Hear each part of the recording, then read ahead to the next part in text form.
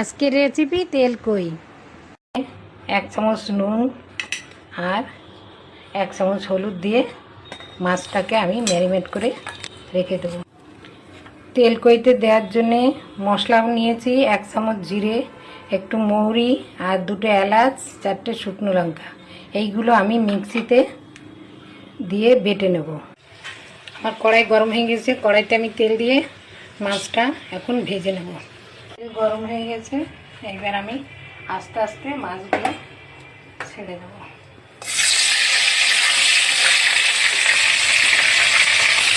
তেল কই রাঁধতে গেলে মাছটা অল্প অল্প ভাজতে হয়, না হলে মাছের ভিতরে রসটা ঢোকে না।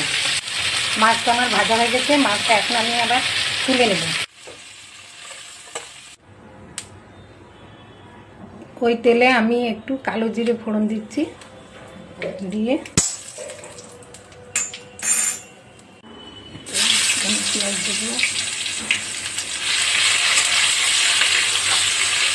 একটু টমেটো দিলাম, দিয়ে নাড়িয়ে চাড়িয়ে আমি যে মশলাগুলো বেটেছি সেই মশলাগুলো এখন ঢেলে দেবো। একটু জিরে, একটু মৌরি, 2টো এলাচ আর একটু শুকনো লঙ্কা বেটে আমি মশলাগুলো এইবার নাড়াবো। নুন, হলুদ, লবণ আর ধনে গুঁড়ো আর একটু কাশ্মীরি লঙ্কার গুঁড়ো দিয়ে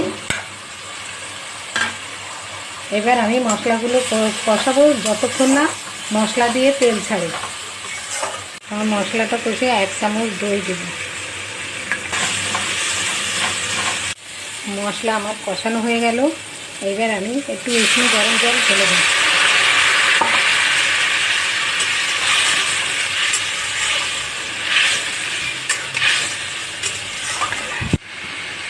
ঝোল আমার ফুটে গেছে, আমি মাছগুলো সব ঢেলে দেবো। এখন 5 মিনিট একটু ফুটাবো, মাছগুলো দিয়ে আমি একটু ঢাকা দেবো। তো আমি নামানোর সময় একটু ধনেপাতা ছড়িয়ে দিয়ে নামিয়ে দিলাম। কই মাছটা আমার রান্না হয়ে গেছে, আমি কই মাছ নামিয়েও নিয়েছি। তোমরা এইভাবে কে কে কই মাছ রান্না করো আর করে খেয়ে দেখো, খুব ভালো লাগবে।